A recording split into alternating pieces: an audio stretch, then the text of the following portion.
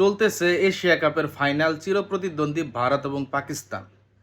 আজকের এই পাকিস্তানের ফাইনালের জায়গায় আমাদের বাংলাদেশের খেলার কথা ছিল, কিন্তু সোনার ছেলেরা তারা স্বহস্তে এই ফাইনালটাকে পাকিস্তানের হাতে তুলে দিয়েছে। প্রকাশ্যে এটাকে আমরা রাজাকারী বলে আখ্যায়িত করব। 1984 সাল থেকে শুরু হওয়া এই এশিয়া কাপের এখন চলতেছে 17তম আসর। ইতিপূর্বে 16টা আসর শেষ হয়েছে। খুবই মজার বিষয়, অবাক করা বিষয়, এই ভারত পাকিস্তান ইতিপূর্বে কখনো ফাইনালে এশিয়া কাপে অংশগ্রহণ করেনি। ওয়ার্ল্ড কাপ, টি-20, টেস্ট চ্যাম্পিয়নশিপ বা বিভিন্ন টুর্নামেন্টে ফাইনাল খেললেও ইন্টারন্যাশনালি এখন পর্যন্ত এশিয়া কাপে এই ভারত পাকিস্তানের দেখা হয়নি কখনোই। এই প্রথমবার দুই চিরপ্রতিদ্বন্দ্বী এশিয়া কাপের ফাইনালে খেলতেছে।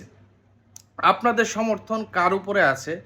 আমি ব্যক্তিগতভাবে কারোর পক্ষেই না, না পাকিস্তান না ভারত। প্রয়োজনে ওরা মাঠে মারামারি করুক, একজনের মাথার একজনের ফাটাক। আমি একটা এন্টারটেইনিং খেলা দেখার জন্য বসে আছি। দেখা যাক তারপরও এই ট্রফিটা কার হাতে উঠে।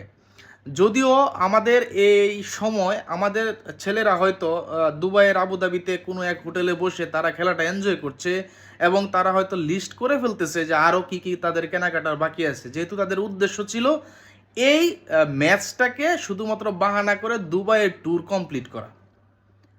ওদের ন্যূনতম লজ্জা হওয়া উচিত, ন্যূনতম লজ্জা হওয়া উচিত। যে দুঃখ, যে যন্ত্রণা এখনও কোনোভাবে বলতে পারতেছি না।